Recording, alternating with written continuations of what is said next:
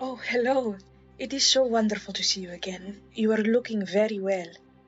Myself and my party, we are hard at work, those of us who aren't in prison. At work to get Samson out of prison, of course. Last time, on Fate's End, all of us had reconvened and explained all we had done and learned on our missions. Finn now shared the deal that Lord Gervas had so, graciously offered over dinner. Luden's eyebrow raises. So we made a deal with Caravis. And then it goes back down. But, the deal is basically... So there's 3 lords that we have to approach about a certain issue, concerning Belgain. Caravis no longer wants Belgain to have his title. There were, naturally, mixed feelings about this possible betrayal of a friend, but in any case, we made our way to the Fuzzy Navel for drinks and, hopefully, a conversation with Belgain Bigger himself. But when we arrived, something else got our attention.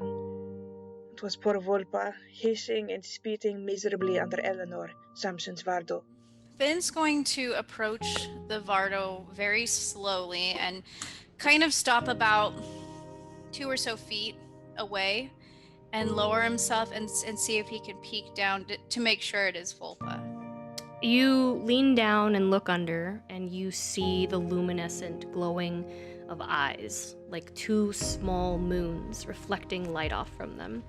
And they stare at you, teeth bared, the lips of the snout pulled back, and a low growl building once more.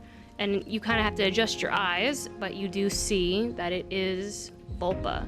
You see chunks of fur from her body missing, and the skin beneath raw in some parts bleeding. You see chunks of her fur kind of littering the ground underneath and all around her. You may make an animal handling check if you'd like. Yes. We all tried to comfort Volpa, and it sounds so unkind, but she wanted to stay where she was. We left her there to enter the bar. Muddy was inside, our friend from the road, and he was chatting away with Belgain about his contraption, the fart, and how he hoped perhaps Belgain might join him in his traveling tavern venture. When we joined the conversation, it became a little more, tense. It might be an army next time, it might be demons, it might be anything like that, but I do want to make sure that if things did come down to it, that the cities that I at least visit have something in place to where they can, I don't know, protect themselves. And seeing as I'm talking to the leader of the army, if something like that were to happen here, would you be able to step in? Well, I'm not the leader of any armies. My name may dictate what I'm supposed to do, but that it doesn't. It's what I'm trying to tell you. That's fair. After drinks, the party moved in the direction of rest. I took a moment to bring a bone out to Volpa, to try to make sure she was eating, so that Samson would know that we tried to care for her while he was away. Briaria caught me in it and was very kind about the whole thing. I cannot understand so much, but I can tell her what you said.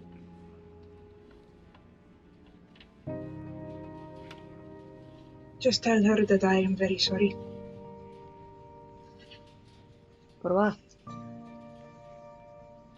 Well, as I said, her friend is separate from her. But we are doing what we can to make it right. If anyone is at fault, it's Samson. But I will tell her we will get him back.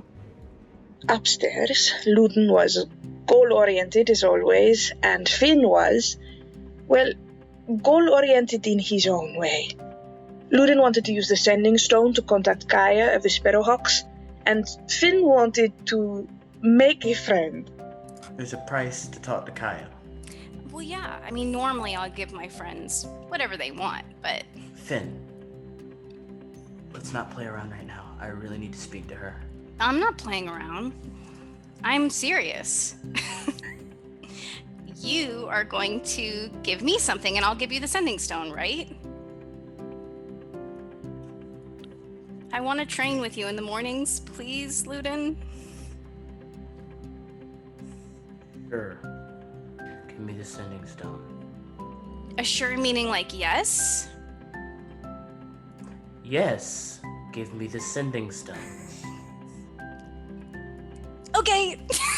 He'll dig it out and he'll Have him toss say it over. in a sentence. Have him say it in a sentence. Caught it and He walked out the says door. yes!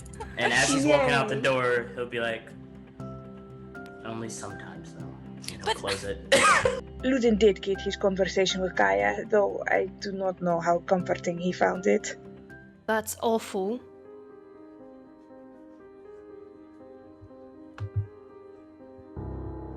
It's rough here. La Cambria is stressed. The collapse has leaders from all over coming to vie for control over her. I think that's exactly 25. Then it was time to sit down and actually formulate a plan. After much discussion, we decided to take each noble as they came, to try to make the situation as much in Belgain's favor as we could, but having our first priority always being freeing Samson. If we could perhaps convince a noble to fund Martis' fart and kickstart a profitable business venture for Belgain, that was I think you would say, gravy? We thought we bet it down. But Aria slept outside under Eleanor with Vulpa, and I slept in a sleeping bag on the floor of our hotel room. Which was fine, of course, it's just no. I think we were all considering how lonely Urmir must feel without Samson, who we just started dating. But he is standing strong through all of this. We gotta talk to Urmir. He must be feeling this harder than anybody. Right. I am absolutely crushed, and none of you vex out about how I'm doing. It's pretty We're all all going over your through it, face man. how you're doing, to be fair. I feel like it's just gonna fall into silence and then you're gonna hear, hey, I'm here. How do you... Okay. Urmir just like leaves in the middle of the night, like, nobody follow me, I'm fine.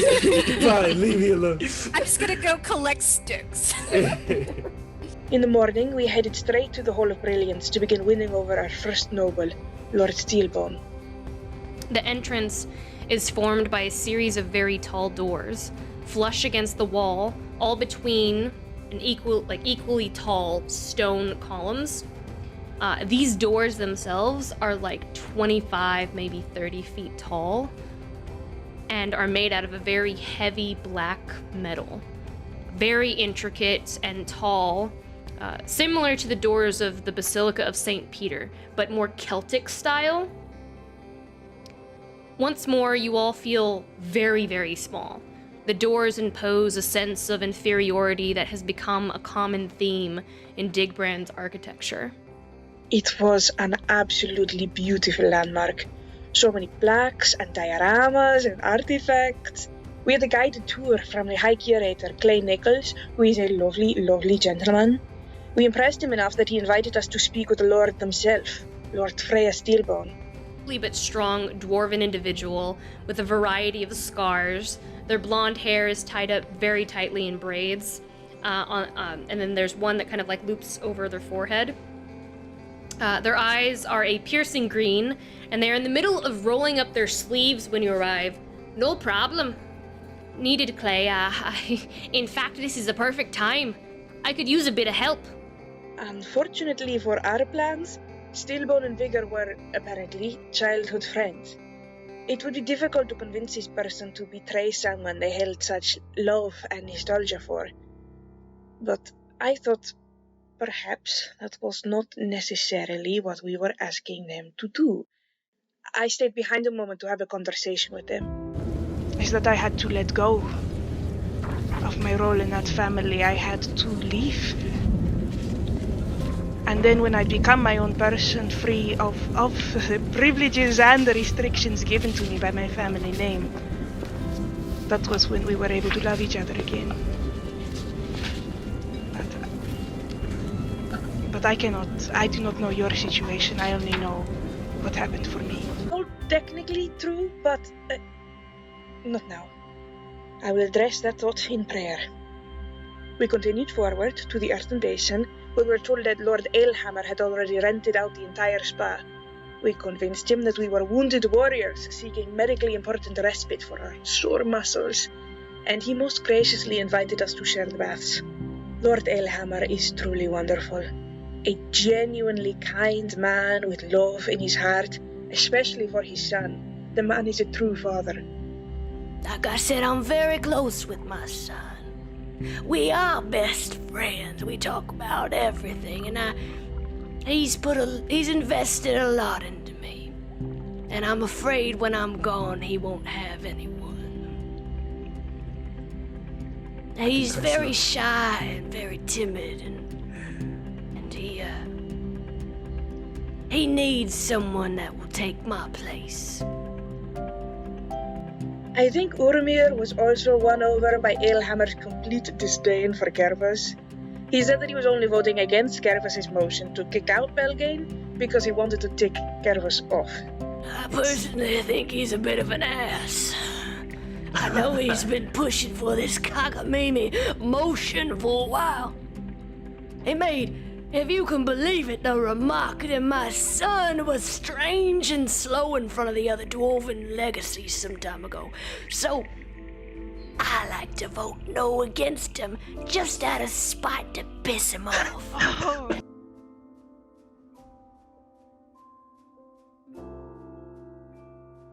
We promised Alehammer that we would, of course, be guests at his upcoming function and bring with us eligible young singles who might become a fast companion of his son's.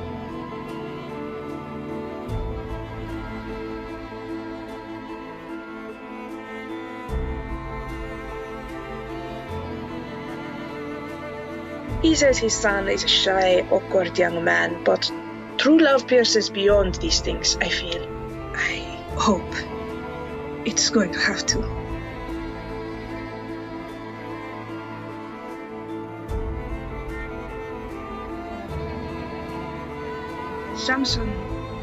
Samson is gone.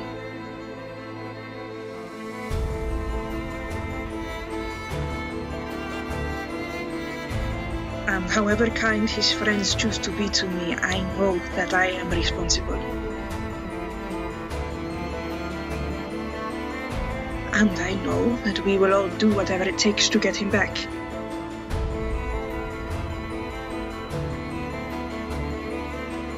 Deceit, manipulation, I know Prearia has offered assassination. This is not the way the temple raised me, but it is the path they set me on. We will do what needs to be done.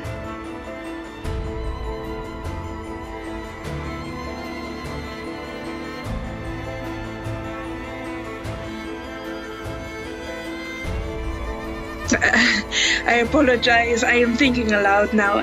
I do hope you will visit us again. You will be joining us for the Lord's party, yes? Join us on Monday at 7:30 Central Standard Time for the next episode of Fate's End.